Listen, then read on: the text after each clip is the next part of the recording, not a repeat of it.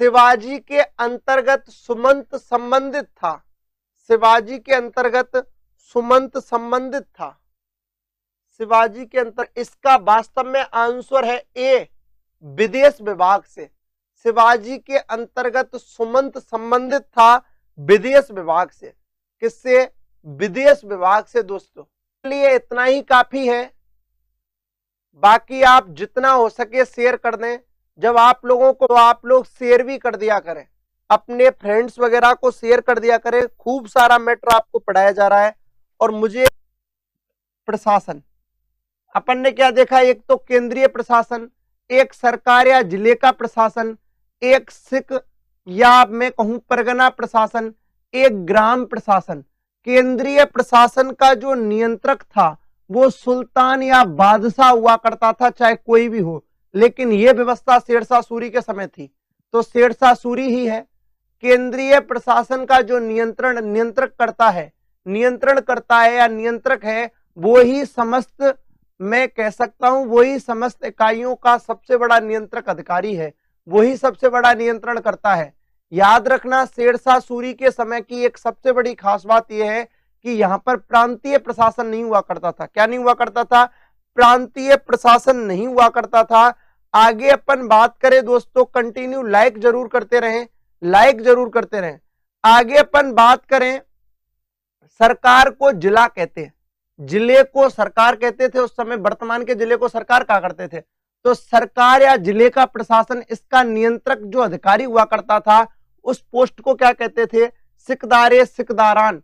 यानी कि वर्तमान में कलेक्टर होता है, जिला अधिकारी या जिलाधीश होता है, इधर देखें तो उस समय कौन था? सिकदारे सिकदारान। कौन था? सिकदारे सिकदारान।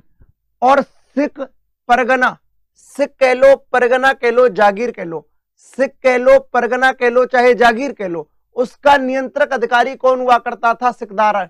कौन हुआ करता था? सिकदार। ग्राम प्रशासन का नियंत्रक कौन था दोस्तों? मुकद्दम या मुखिया। कौन था? मुकद्दम या मुखिया। आप स्क्रीनशॉट लें, अपन एक एक से स्टार्ट करते हैं। सबसे पहले स्टार्ट करेंगे केंद्रीय प्रशासन। सबसे पहले क्या स्टार्ट करेंगे? केंद्रीय प्रशासन।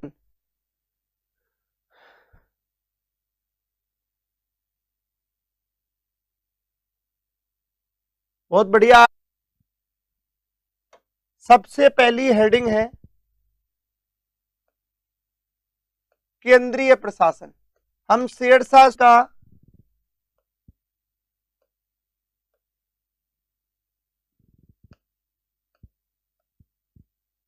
नियंत्रक कौन था? केंद्रीय प्रशासन का नियंत्रक कौन था? नियंत्रक कौन है दोस्तों? शेरशाह सूरी। दोस्तों सुल्तान या बादशाह की मदद के लिए, सुल्तान या बादशाह की मदद के लिए 4 विभाग बनाए गए। कितने विभाग बनाए गए? 4 विभाग बनाए गए। उन 4 विभागों की मैं बातें कर लूं, कितने विभाग बनाए गए? 4 विभाग बनाए गए, जिनमें पहला है दीवाने विजारत। और उस समय सुल्तान या बादशाह कौन था दिल्ली का? वो था दोस्तों शेरशाह सूरी। याद रखना, सुल्तान या बादशाह की मदद करने के लिए 4 विभागों का गठन किया गया था। उन 4 विभागों में पहला विभाग था दीवाने विजारत। कौन सा था दोस्तों? दीवाने विजारत। दूसरा था दीवाने अर्ज, तीसरा था दीवाने इंसा, चौथा था दीवाने रसालत। वापस देखे, दीवाने विजारत, दीवाने अर्ज, दीवाने इंसा, दीवाने रसालत। अब आप कह रहे होंगे कि इनके कार्य क्या थे इन विभागों के? तो इन विभागों के अपने अपने क्या थे दोस्तों? कार्य थे। उन कार्यों की वजह से ही ये मदद किया करते थे। तो याद रखना दोस्तों, ये था आय व्यय का, यानी कि जो दीवाने विजारत था उसका कार्य क्या था? आय व्यय का ब्यौरा रखना। अब सारे काम शेरशाह तो कर नहीं सकता, आय व्यय का ब्यौरा रखना। ये क्या रखता था? आय व्यय का ब्यौरा रखता था, जिसे सीधे आकर ही चेक कर लेता था। कौन दोस्तों? शेरशाह सूरी। तो एक बड़ा मददगार हो गया है कौन? कौन दोस्तों? दीवाने विजारत। इसके बाद मैं आपको बता दूं दोस्तों, ये सैन्य विभाग था। दीवाने अर्ज सैन्य या सेनापति विभाग कह रहा हूं मैं इसको, क्या कह रहा हूं, सेनापति विभाग। अर्थात अपनी अपनी टुकड़ियों को, अपनी अपनी छावनियों के अधिकारियों का विभाग था ये अपनी अपनी छावनियों के खर्चे की रिपोर्ट दिया करते थे कि हमारी छावनी में कितना खर्चा हुआ, हमारी में कितना हुआ। इसीलिए दीवाने अर्ज विभाग की स्थापना हुई। आगे है दीवाने इंसा, याद रखना ये शाही सचिवालय हुआ करता था। ये क्वेश्चन बहुत आते हैं, शेरशाह के समय शाही सचिवालय क्या कौन सा था, तो आप आंसर दोगे शेरशाह के समय शाही सचिवालय कौन सा था, दीवाने इंसा। कौन सा था दोस्तों, दीवाने इंसा। इसके अलावा मैं आपको बता दूं दीवाने रसालत, ये दोस्तों अन्न भंडार या खाद्य सामग्री विभाग था। ये छोड़ो, ऐसे लिखते खाद्य सामग्री विभाग।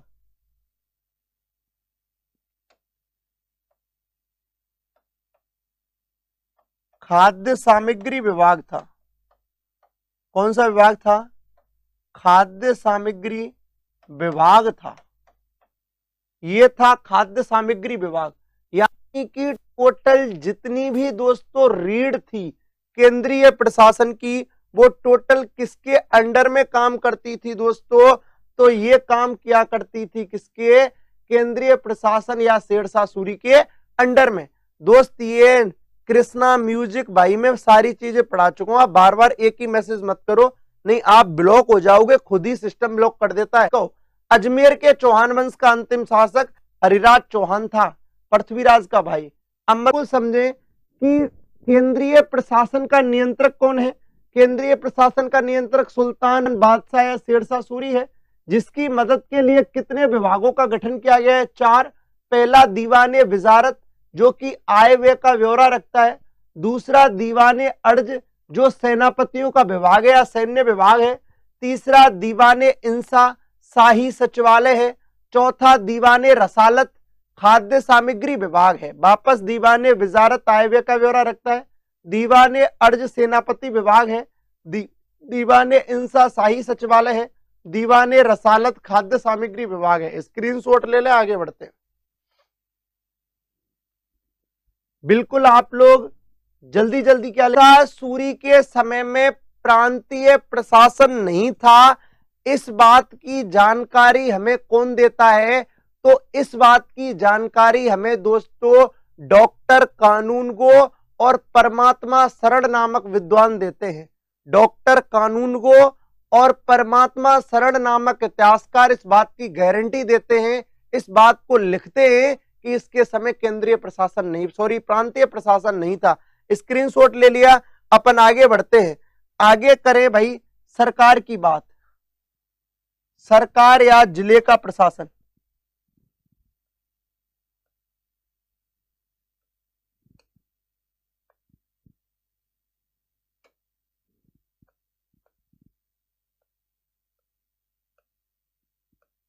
सरकार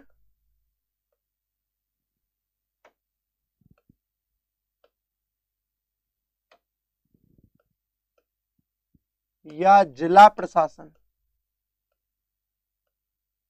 सरकार या जिला प्रशासन, ये अपन बातें कर रहे हैं सरकार या जिला प्रशासन की। कानून एवं शांति व्यवस्था बनाए रखना, या मैं कह सकता हूं शांति व्यवस्था और कानून के पालन के लिए सरकार जिले के प्रशासन में शेरशाह सूरी के समय किसको जिम्मेदार माना जाता था, सिकदारे सिकदारान को।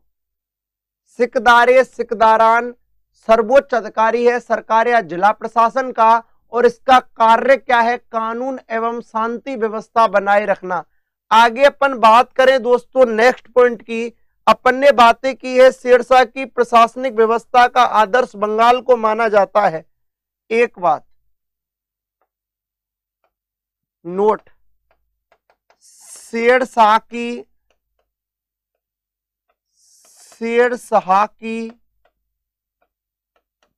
कानून व्यवस्था का आदर्श, कानून व्यवस्था का आदर्श, शेरशाह की कानून व्यवस्था का आदर्श किसको माना जाता है दोस्तों?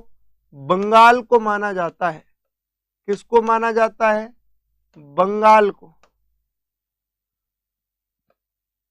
आदर्श किसको कहते हैं? शेरशाह की कानून व्यवस्था का आदर्श माना जाता है किसको? बंगाल को। और ऐसा कहते हैं कि शेरशाह ने बंगाल का विभाजन, शेरशाह ने बंगाल का विभाजन 47 सरकारों में किया। 47 सरकार में किया। सरकार समझ रहे हो? जिला में। कितने जिले बनाए? याद रखना, बंगाल में शेरशाह ने कानून व्यवस्था को और जबरदस्त तरीके से चलाने के लिए कहते हैं कि टोटल दोस्तों 47 जिले, डिस्ट्रिक्ट या सरकार बनाई, गवर्नमेंट बनाई। तो ऐसा कहा जाता है कि बंगाल शेरशाह सूरी की कानून व्यवस्था का आदर्श था और बंगाल का विभाजन 47 सरकारों में 47 गवर्नमेंट या डिस्ट्रिक्ट में किया गया। किसमें किया गया? 47 डिस्ट्रिक्ट में किया गया। आप एक बार लाइक कर दें दोस्तों सभी के सभी। अभी तक 100 लाइक नहीं हुए हैं। सबसे बड़ी बात यह कि आप लोग सोते ही रहते हो। कि प्रशासन का सर्वोच्च अधिकारी सिकदारे सिकदारान है। कार्य क्या है? कानून एवं शांति व्यवस्था बनाए रखना। शेरशाह की कानून व्यवस्था का आदर्श, बहुत अच्छा क्वेश्चन है, पूछा भी जा सकता है ये कि शेरशाह के समय की कानून व्यवस्था का आदर्श किसको कहते हैं? बंगाल को कहते हैं। और बंगाल का विभाजन कितने सरकारों में किया? 47। स्क्रीनशॉट ले ले, आगे बढ़ते हैं। स्क्रीनशॉट ले लो दोस्तों जल्दी से।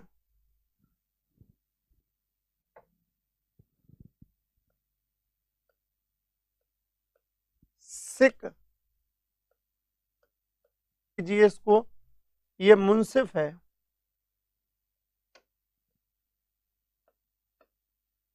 इधर देखें, सिख या परगने का प्रशासन आप देख रहे हो। लाइक करते चले सारे के सारे, बिल्कुल लाइक करते चले। जिन्होंने लाइक आप देख रहे हो, इसका सर्वोच्च अधिकारी दोस्तों सिकदार है। सर्वोच्च अधिकारी कौन है? सिकदार है। और सिकदार का कार्य क्या है? मेरी बात समझे अच्छी तरीके से। सिकदार का कार्य क्या है? तो सिकदार का जो कार्य है वो ये है कि परगने में कानून